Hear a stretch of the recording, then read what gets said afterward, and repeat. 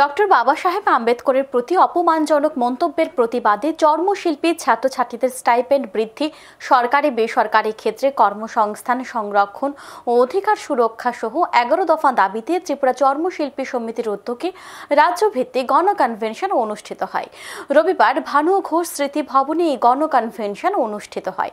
উপস্থিত ছিলেন সংগঠনের রাজ্য সভাপতি নাঙ্কু রবি দাস, সংগঠনের রাজ্য সম্পাদক বিপদ বন্ধু ঋষি দাস, ত্রিপুরা তপশিলি জাতি সমন্বয় সমিতির সাধারণ সম্পাদক সুধন দাস সহ অন্যান্যরা। কনভেনশনে বক্তব্য রাখতে গিয়ে ত্রিপুরা তপশিলি জাতি সমন্বয় সমিতির সাধারণ সম্পাদক সুধন দাস কি বক্তব্য তুলে ধরেছেন শুনবো একবার।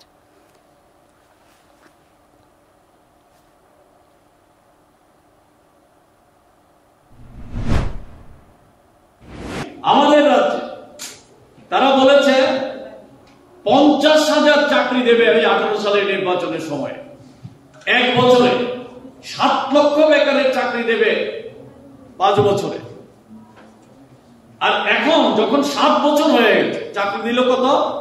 বিধানসভাতে হিসাব দিয়েছে 13,600 চাকরি দিয়েছে। তো এই যদি চাকরি চেরা হয়, তো চাকরি হওয়ার কথা ছিল কত?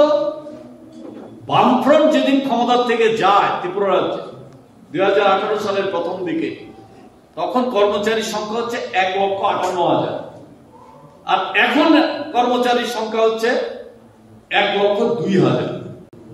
56,000 কর্মচারী কমে গেছে।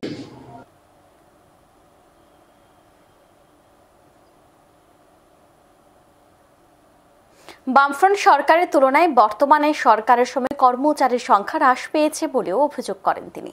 এখন সময় বিরতির সঙ্গে থাকুন।